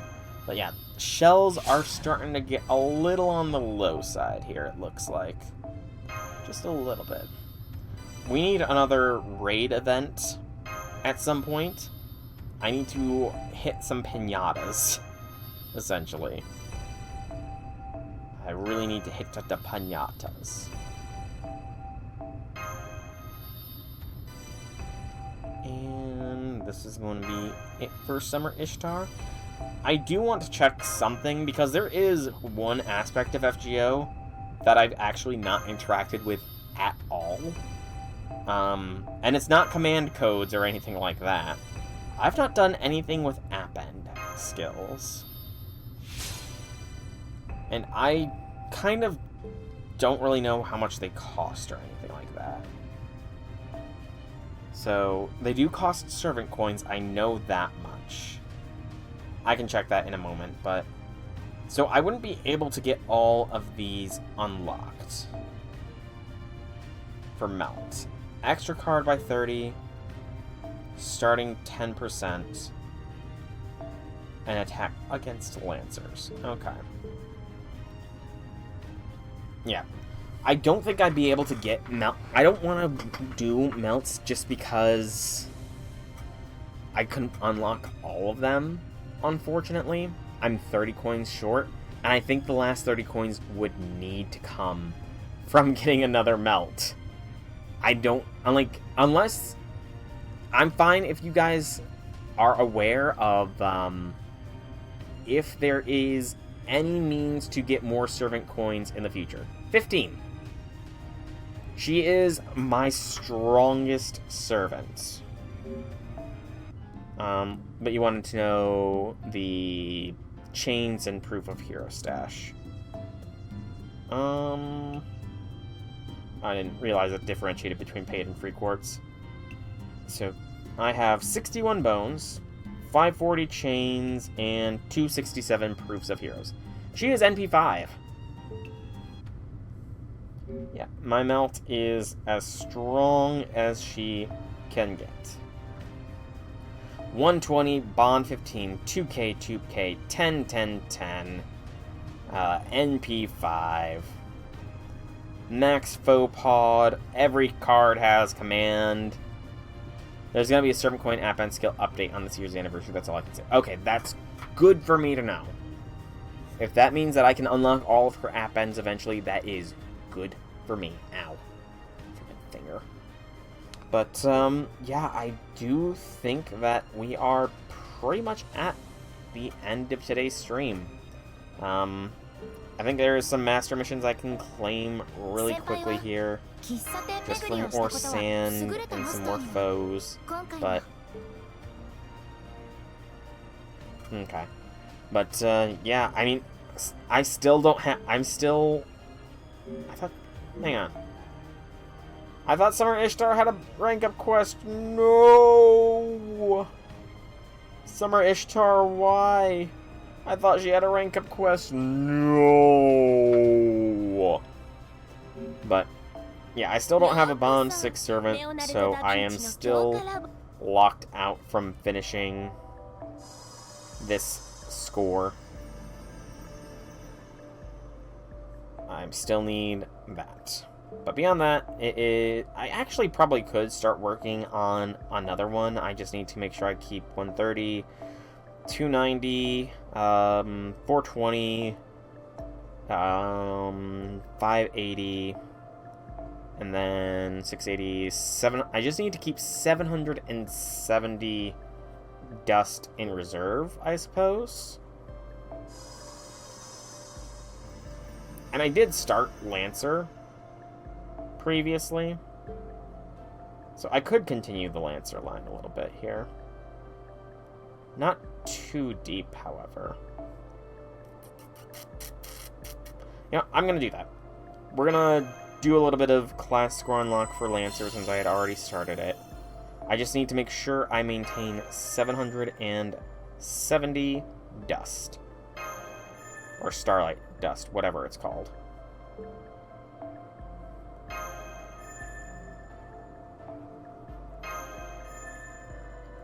And that's that avenue done, because I can't, yep, need the tour lock thing. But we can go over on this side now. Whee!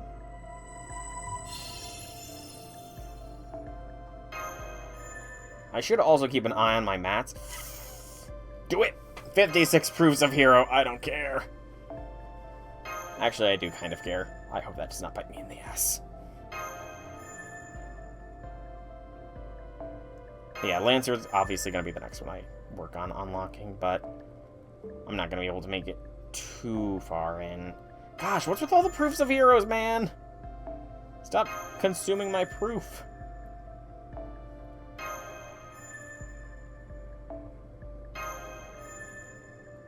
We're approaching an end point here.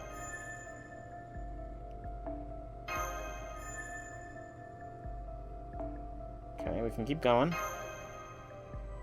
You ran out of proofs. Eesh. I mean, I know I'm going to have to be somewhere. I'm going to have to do some material farming eventually. But that's eventually.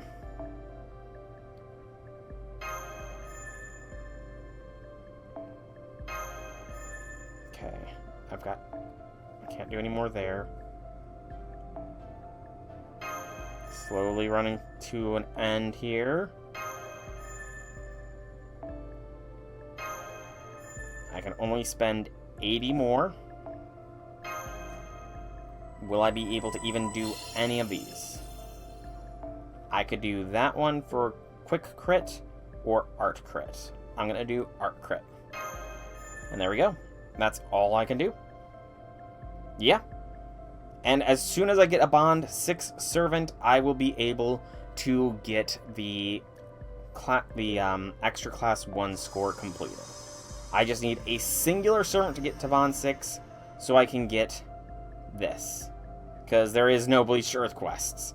And the only extra mission is the one more Bond 6 servant. But that should be coming up within the next month, I would say.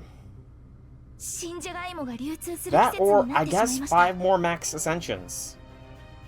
That is another option. I just need to level up 5 more servants to the max, and then I will also get another one of those. So, one way or another, I'm going to say within a month, I will be able to finish off the extra class 1 score. But that is future me concerns. Present me is going to call the stream here. So, I've been Soul Rector, and I hope you've all enjoyed today's stream. If you have, leave me some feedback in whichever way you so see fit. If you want to check out more by me, be sure to check out the channel here on Twitch or YouTube. Same name, same games. There's plenty of content for all to enjoy. And if you are watching on YouTube, please be sure to like the video, comment down below if you have anything to say, subscribe to the channel, helps me out, lets you know when new vids comes out, and if you want to catch me live, there are links in the description to the Twitch and Discord where you can follow or join to get those notifications. But for now, thank you all once more for coming out. I hope you enjoyed. Have a fantastic evening, everybody.